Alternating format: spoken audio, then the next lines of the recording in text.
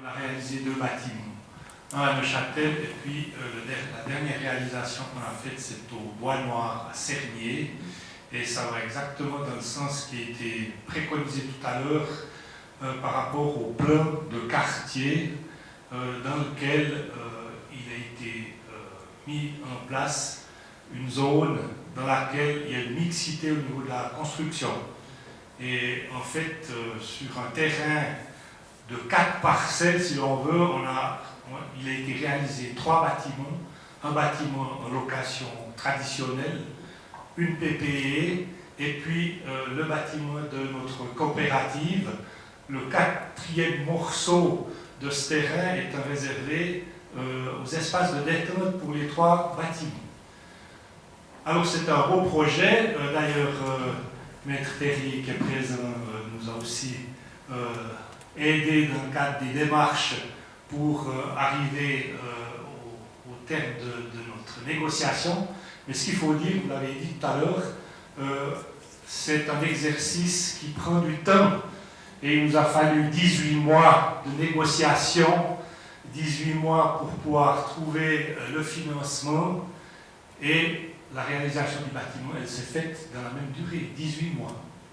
Donc, effectivement, aujourd'hui, en 1 année et demie, on construit un bâtiment de 20 appartements, mais il faut 1 année et demie de démarche de négociation pour y arriver.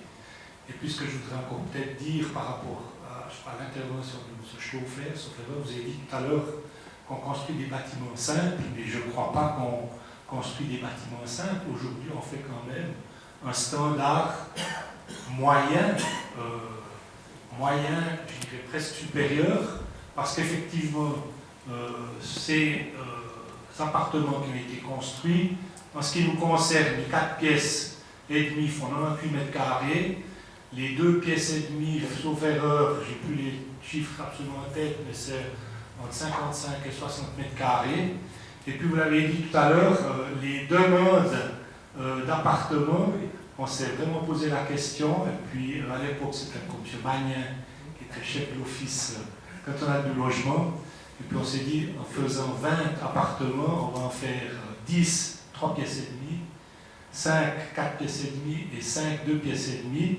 Le résultat des courses, on a eu plus de demandes pour les 4 pièces et demie que pour les 3 pièces, si bien qu'en cours de route du chantier, on a réadapté le projet pour créer 2 appartements supplémentaires de 4 pièces et demie, et puis on a réduit 2-3 pièces et demie en 2 pièces et demie.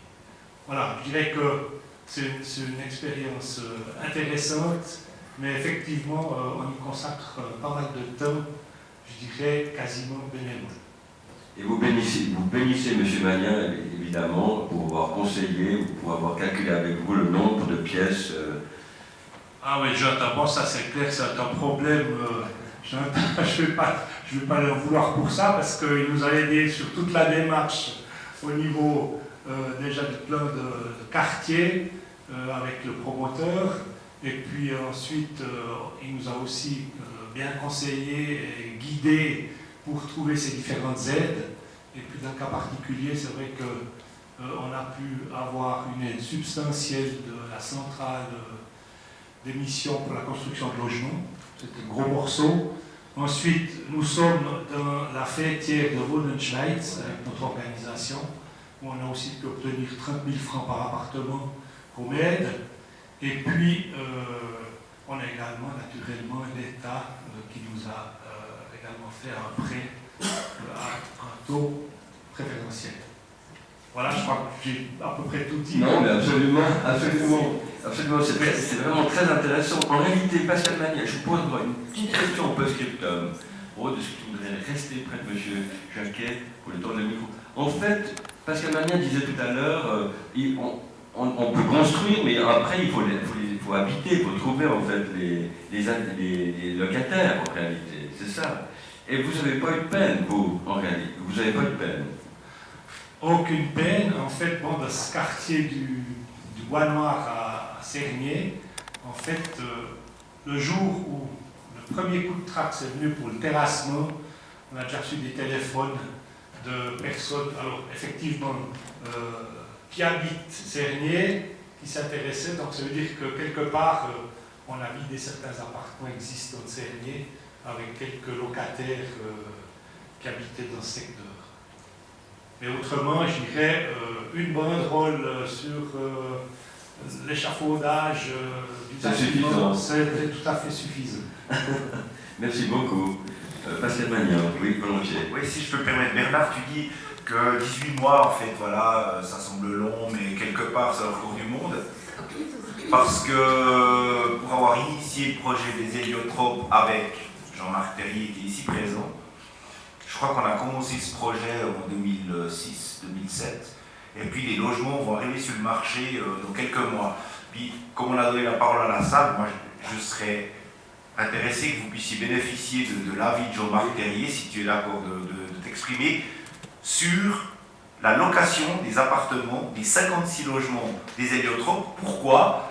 Parce que je ne vous cache pas qu'au départ, quand on a initié les héliotropes, en parallèle, on a eu ce projet de la chorale, enfin qui n'était pas de la chorale, qui était le promoteur qui est venu me trouver en me disant « Monsieur Magnan, j'aimerais une coopérative, comment on fait ?» Et puis ben là, on s'est mis en relation avec la chorale. Et comme la chorale a doublé les héliotropes dans son projet au niveau du timing, je me suis dit, s'ils arrivent avec leurs 20 appartements à Cernay, et puis qu'à 300 mètres, on arrive avec les 56 autres derrière, comment est-ce qu'on va faire pour louer tout ça? Alors, moi, après, j'ai décroché, j'aimerais bien t'écouter sur comment vous avez réussi à venir avec 56 logements derrière. Dans Cernay, c'est pas New York. Hein. Non, mais merci de me donner la parole. On n'aura pas de problème, tout n'est pas loué, puisque les travaux ne sont pas non plus terminés. Je dirais que j'ai pas trop de soucis, il y a quand même une très forte demande. On a aussi été bien entouré, d'abord par toi, par l'école et par les autorités politiques, et je dois dire plutôt les politiciens de gauche, non pas ceux de droite. Parce qu'on est quand même obligé de faire de la politique. On a été combattu par plusieurs partis. Et grâce à la gauche, on a réussi. Aujourd'hui, ça se détend un peu du côté des partis de droite. Et je m'en réjouis. Maintenant, à Cernay, ce qu'il faut relever une chose. Et ça a été, depuis des années, mon cheval de bataille. On m'a souvent posé la question, pourquoi un notaire s'occupe des sociétés coopératives? Il ferait mieux de s'occuper des PPE, de vendre des lotissements, ça lui rapporte plus. Effectivement, ça me rapporte plus. Mais le devoir d'un notaire comme le devoir d'un banquier, et actuellement je suis en discussion avec plusieurs banques de notre pays, le devoir c'est aussi de se préoccuper de ceux qui n'ont pas eu notre privilège, parce qu'on est des nantis. Vous, autour de cette table, j'ai un petit regret ce soir. Je vais être franc avec vous, vous êtes comme moi, parmi les privilégiés. Comment se fait-il qu'à table, il n'y ait pas un représentant des locataires? Ça, je le regrette. Oui, mais pourquoi ne pas avoir invité l'ANLOCA? Ce serait aussi intéressant de connaître le point de vue de l'association des locataires. Je sais, dans une nouvelle coopérative qu'on a lancée avec les autorités communales de la ville de Neuchâtel, que l'ancien président suisse de la SOCA sera des nôtres. Donc là, je m'en réjouis. Mais c'est aussi pour éviter qu'il y ait ce clivage, le rôle d'une coopérative, et j'insiste là-dessus. Parce que depuis 40 ans que j'exerce ma profession de notaire, j'ai toujours été très mal à l'aise d'avoir ce clivage entre les propriétaires et les locataires. La solution, dans la coopérative, on règle le problème.